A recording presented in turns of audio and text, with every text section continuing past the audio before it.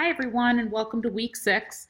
Thanks for your flexibility with regard to me putting class online this week.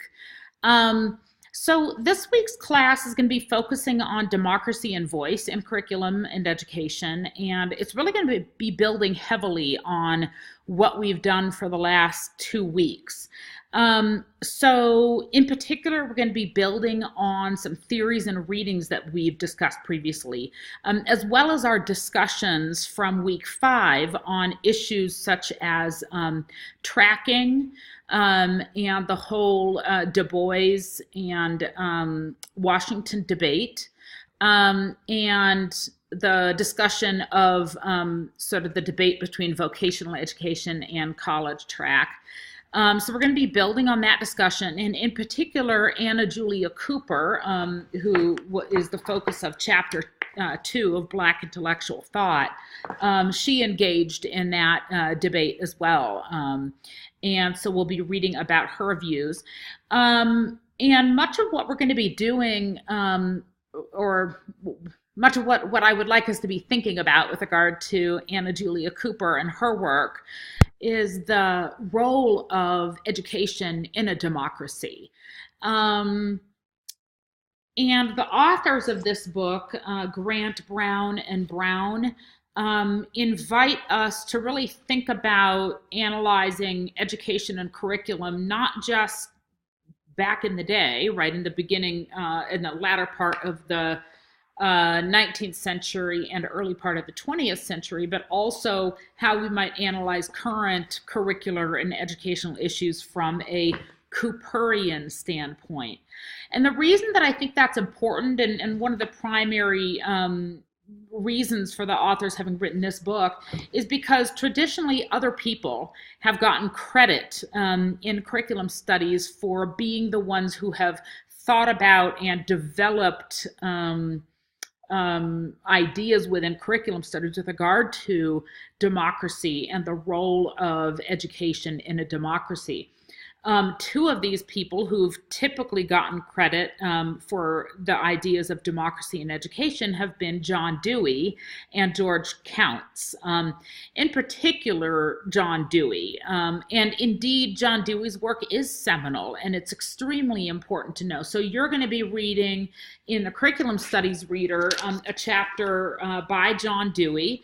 And you're also going to be reading a chapter by George Counts. In addition, you're going to be reading a chapter written by Jane Addams, who was the director of the Hull House in Chicago, which was a center for a settlement home for immigrant families and children, and she ran a nursery school there. And so when we discuss Jane Addams' work, in a sense, we'll be seeing echoes.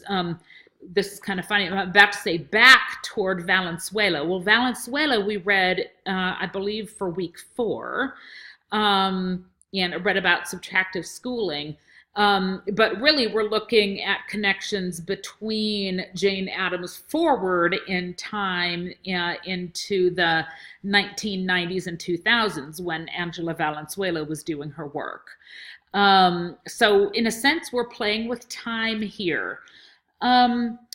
So briefly, I actually I'm going to pause this, and I'm going to bring up a screen of the sort of a map of the semester in terms of some theoretical threads. Okay, so at the beginning of the semester, I showed you this chart. It's really meant to be sort of a map of the semester in terms of 5 theoretical traditions in curriculum studies.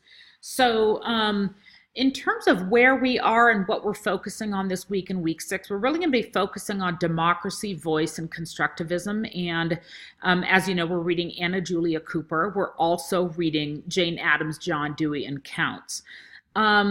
I don't want to imply that Angela Valenzuela's work doesn't apply here. It does, as do others, such as Misko, who we're going to be reading later in the semester. And indeed, I don't want to imply that Anna Julia Cooper's ideas aren't relevant to other areas of focus in curriculum studies, such as care, morality, women's ways of knowing, et cetera, et cetera. but again, this just sort of lays out a map of where we are in the semester and what we're going to be focusing on. So for the last hour and a half, 2 hours, I spent some time creating this graphic, which, if it looks really busy and confusing and overlapping, in some ways that's on purpose. This is meant to reflect some of the complexities of the curricular thinking that was being done by people such as Anna Julia Cooper here in purple, Jane Addams here in blue, George Counts here in red, and John Dewey here in green. So John Dewey and George Counts would be considered among the canon of curriculum studies.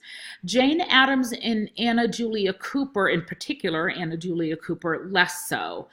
And it's should not come as a surprise that both John Dewey and George Counts were white men. And Anna Julia Cooper and Jane Addams were both women, and Anna Julia Cooper was a Black woman, and she wrote about that intersectionality. So intersectionality is a theme and something that I want us to focus on. And in chapter 2 of Black Intellectual Thought, as you read about Anna Julia Cooper's work, one of the things you're going to learn is about how she really was one of the very first people to really address the intersectionality of different marginalized identities that she lived. So she talked in particular about race and gender and class. And she talks about that, and that is really, that notion of intersectionality is really central to critical race theories, Black feminism, queer theory, Lat crit, Asian crit, etc. That intersectionality was not addressed as much in earlier critical theories, and in particular by the Frankfurt School. In fact, the Frankfurt School has been critiqued somewhat for really focusing pretty much just on class and not really taking into account other vectors of privilege and marginality, such as race and gender. So these are things that are all going to be coming to a head and that you're going to be reading about in the chapter on Anna Julia Cooper. So intersectionality is one thing I want you guys to be thinking about. Another thing that, and really, you can see intersectionality labeled right here. This is a theme that really wasn't addressed much by Jane Addams, maybe a little bit with regard to gender and economic class, but really not much. And it was not addressed by John Dewey or George Counts either. So I think that's one of the things that really makes Anna Julia Cooper's work stand out as really an absolutely foundational thinker for understanding the complexities of social inequities and the role of schooling in a democratic society. Let's see, some other things that I want you guys thinking about. I think that you'll see the theme of schooling as hope and schooling as a social institution whereby social change can happen. I think that's a theme that we see in Anna Julia Cooper's work, a real faith in the institution of schooling. And we also see that in Jane Addams' work and George Counts. And while Jane Addams in particular, her article is really laying out some primary critiques of the schooling system, I think that throughout those works, we see this faith in schooling as an institution that can really serve as a foundation for democracy. And so we see that here as well, education as a foundation of democracy. And that's something we also see in Dewey's work. We see it in Counts, although I don't think I listed it there. Counts really talked about democracy and as an aspiration toward moral equality. But we see this education as a foundation of democracy in Jane Addams' work as well. And so that's a thread that runs across these thinkers. Um, you're also going to see, interestingly, and this is where we're building on some of the conversations in our voice thread and our readings from last voice thread, Flip Grid, and our conversations from last week, is we see in Anna Julia Cooper's work a critique of tracking, and we also see in some of these other thinkers, such as John Dewey, that education really should not just be about getting a job, right? And preparing for adult life, but rather we need to focus on the social life of the child, right? Jane Addams argued that as well. And really think about education as a project of developing the individual and as education as a moral imperative, and also, and this is essential to Anna Julia Cooper's work, as a humanizing process. So that whole notion of curriculum and humanistic curriculum is something that really Anna Julia Cooper was probably a foremother of that sort of thinking. Other connections that I would like to point out. So Jane Addams wrote about the public school and the immigrant child at the turn of the last century, so back in 1908. So we're talking 110 years ago. What's really interesting is when you read her work, you're going to see her emphasizing curriculum and experience in the world, and curriculum and immigrant families and students' cultural wealth, right? And that's something that, as you're reading that, I would like you to be thinking to Valenzuela's work and her understandings of additive rather than subtractive frames for teaching and learning. So one of the things I really want to point out to you, and one of the reasons I created this whatever it is, this map here, is because I wanted to point out how these ideas overlapped with one another and flowed and continue to flow across time. So in a sense, this black line represents a timeline. This can be read as a timeline. With Anna Julia Cooper's work, and in particular, A Voice from the South, which was published in 1892, and then shortly after, 15 years, 16 years or so later, we have Jane Addams' work, The Public School and the Immigrant Child. And then much later, a couple decades later, we have the work of John Dewey. Right. Now, John Dewey also was writing when Jane Addams was as well. But the piece that you're reading, My Pedagogic Creed, was published in 1929. And then 3 years after that, George Counts published his piece on Dare the School, Build a New Social Order. One of the reasons that I did this was to point out that John Dewey and George Counts are the ones who primarily get credit for these ideas. But it is very, very clear that Anna Julia Cooper and Jane Addams were talking about these ideas prior to John Dewey and prior to George Counts. However, when you read their work, you don't see any references to Anna Julia Cooper's work, for example.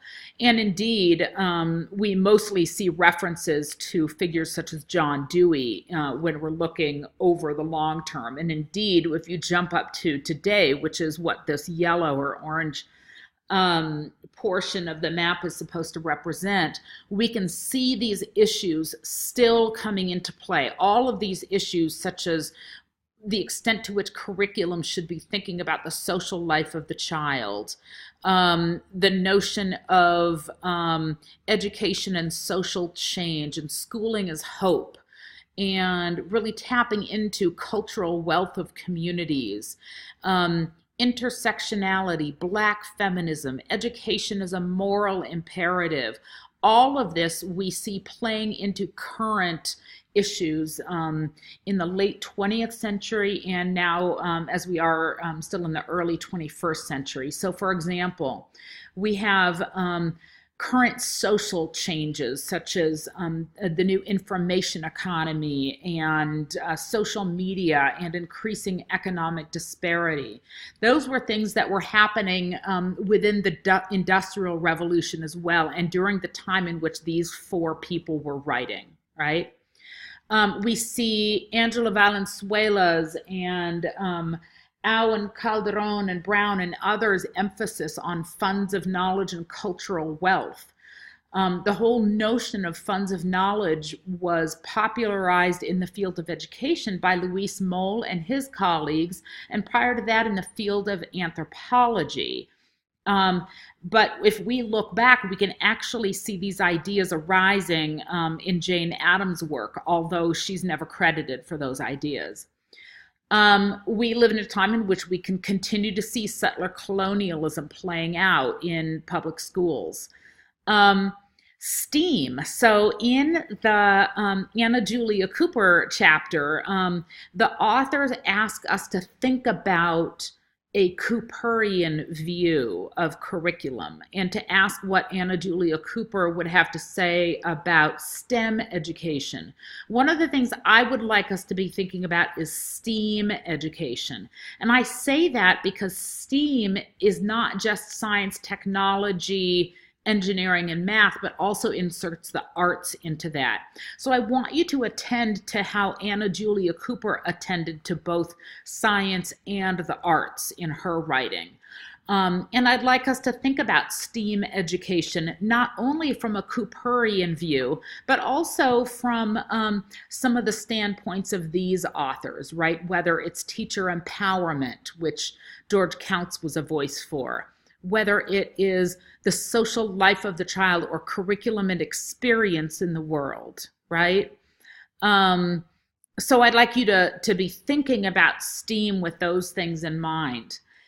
And then I also want to engage us in a conversation about continued tracking. We can continue to have those conversations, but I'm also going to be drawing your attention to some work among Black feminists in popular culture lately, as well as social movement. So I'm thinking in particular of Beyonce's work. You guys are going to think I'm a major Beyonce fan, given the week five's funny little meme in the academic writing portion of class, and now this. I actually I couldn't sing any of Beyonce's songs, but I do know that she is a very powerful figure, both in popular culture and in current social movements, particularly where Black feminism is concerned.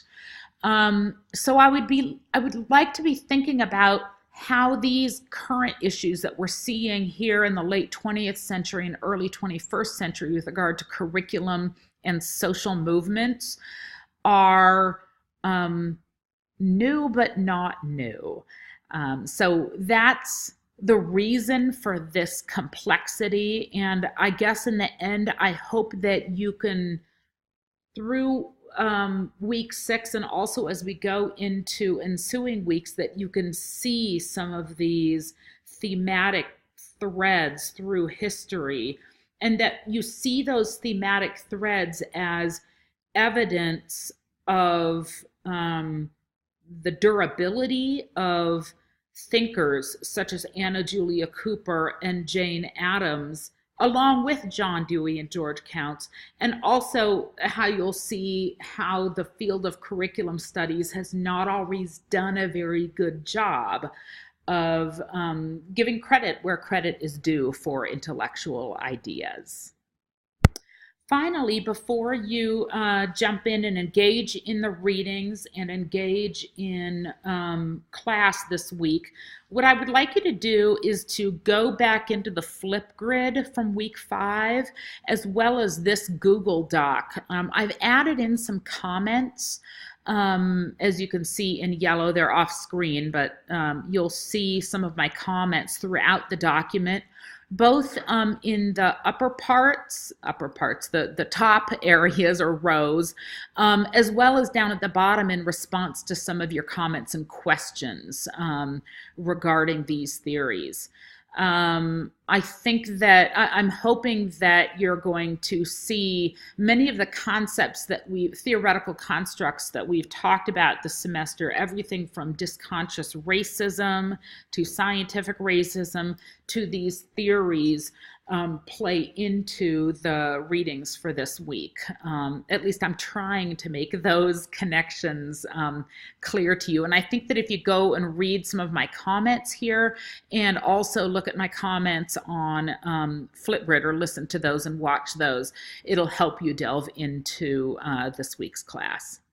So that's all for now. Let me know if you have any questions or concerns. In addition to the engagements I've got planned, you will have engagements online here from from Alex, from Stephen, and Maria for the 3 readings in the Curriculum Studies Reader. Those may not be up and live here until Wednesday, but that's fine because you can delve into the other aspects of the week's class prior to those being ready for you. Thanks a lot. Bye.